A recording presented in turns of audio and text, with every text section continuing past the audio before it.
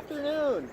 There's going to be several points. I should turn the camera around because I've got a line of deer looking at me over there.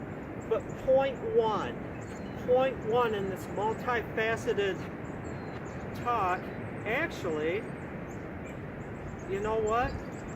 I'm going to take a little break here and turn this around. This is what I'm looking at. Hey ladies, there she is. Okay, pardon the jerky camera work. Let's go back to the theory, of this video. Oh, Nathan's bow. Hi Nathan, that American elm, and you can see it's somewhat bow-like, although I do have to reduce it and draw weight approximately 15 pounds. Okay, studio audience, she came right up to the fence here.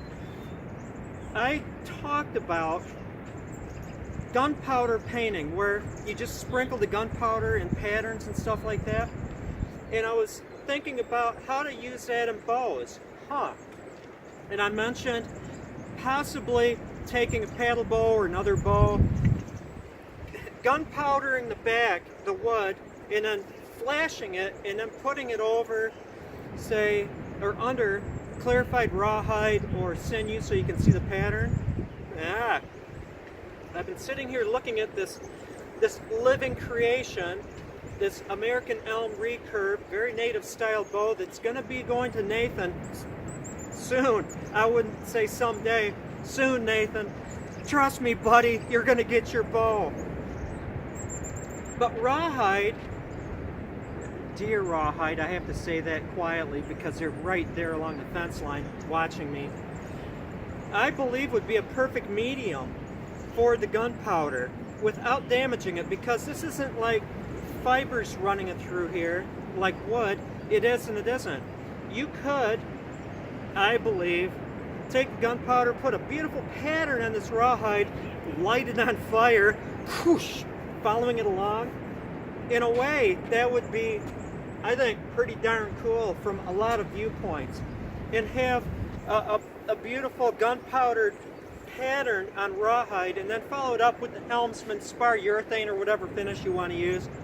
And nobody, I believe, has ever done that with a bow. It would be a first time. I'd have to sign it.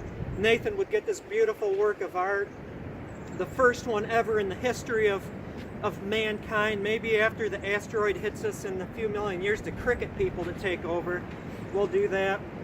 But I don't know. Now I shall draw this mighty weapon to a degree. I still need to clean it up. There's some hinkiness because of knots in here. It needs to be reduced in draw weight, so I'm not going to do it to the greatest degree, but I want you to see. Drop back to about 40 pounds because that's the final draw weight. Don't want to go beyond. I am going to release an arrow. Disappeared into the snow. Okay, so it is a working bow so far. Point two. Well, I'm going to get my arrow out of here. Dig it out like the badger goes for the carrots, snow carrots. Point two is, last night or the night before, I'm fooling around with my camera, and what I did was I had the flash thing on so it was lighted, and took a night hike, very Blair Witchy. I might do that tonight. I might take a walk with the camera, and interesting on many levels. First off, what animals have I seen here that roam the forests and meadows of northern Michigan? Well, aside from the deer and raccoons and fox, we have gray and red, owls. I think that was an eagle that just flew by. I've seen a cougar and cougar prints along the beach because they use this as a runway. This time of year, not many people along the shoreline, and so it's an open corridor. I had a bear walk past my feet when I was sleeping on the beach, a big bear. I have seen a wolf right there, and that was creepy because they're not like coyotes, Osage, that just run because everyone is hunting them. This wolf was just sitting here laying from twice the distance from me to the camera, basically saying, yeah, buddy, bring it on. So that was creepy. One night, come out in the porch like 1 in the morning, couldn't sleep, working on bows, thinking deep thoughts, and I hear this tussle coming out of the woods. It's like, yeah, the guy in me is like, I want to go and investigate. But then it was such a tussle, I don't think I will. So I wandered down there the next morning, long story short, and there was a deer that was shredded apart, and there was grouping of coyote tracks, multiple coyotes, and a set of wolf prints. And so who knows what's out there? How does that connect? Okay. The intellectual part of me says, yeah, I can just walk indiscriminately through the woods here. I'm going to make it back to the house. But the part of me that's fascinated by stuff, the darkness, very like a metaphysical kind of speech, the light and the dark are the same things, but they're not the same things when you're in them.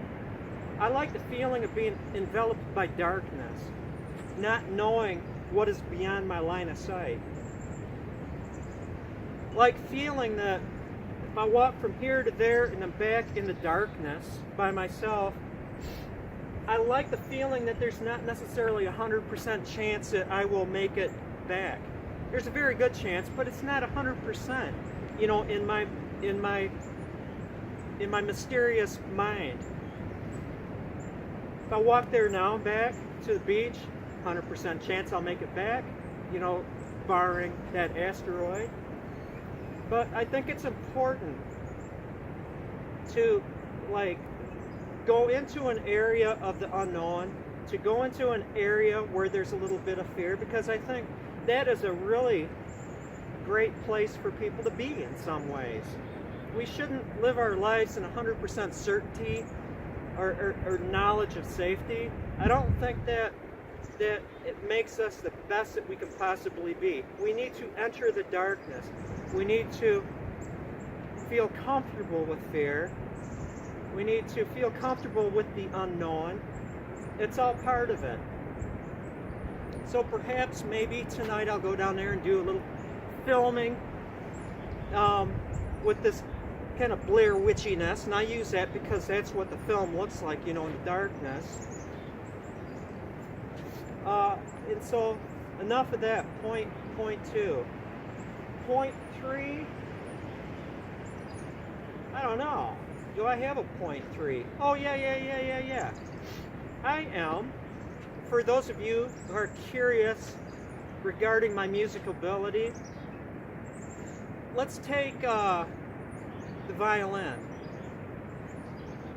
that group of instruments. I've been fooling around with the guitar, and it doesn't go beyond that. I just am not a guitar person. There's just too many strings, and the neck's too big, and it just does not speak to me. Mandolin and violin really speak to me.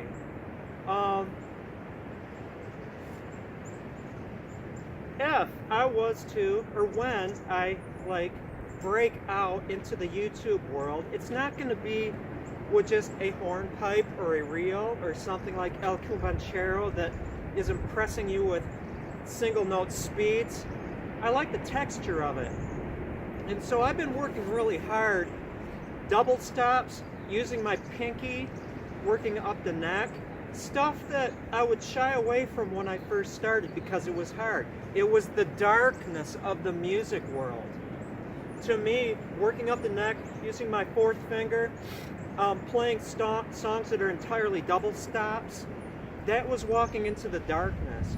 And so I'm going to tell you right now that the song that I'm going to play as my first is a very simple song at its heart. I could come out here with my violin or mandolin or the viola or even the guitar and play this song Pretty Polly. Single notes, just playing it melodically.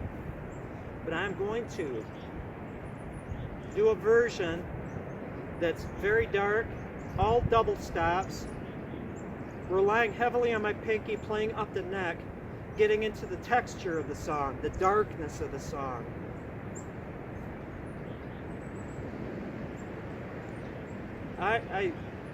My violin, really nice one. I've got my beater, of course, but I've got a very nice, high quality, fine violin that I've paid so much for. I joke that it's worth more than I am. The possible textures in the notes, the beats, if you know what that is, it's when you play two notes and there's a harmonic discord, really, between them that adds layers. Sticking that in pretty poly. Really love it. Okay, with that, I guess I have to do some outdoor work. I'm going to unstring this and let it dry, because you have to be careful on an unfinished bow, especially one that's not finished and final tillered. This one still has some work to go. The transition between cold and warm allows condensation and water to get into it, and that's the last thing I want. So I'm going to unstring this before I go inside. But this is like, I can picture the gunpowder burning at this back. It's going to be amazing. First one ever in the entire history of humankind. And so with that, thank you for watching, bearing with me. I'm going to turn the camera around for a little bit so you can see what's happening out here.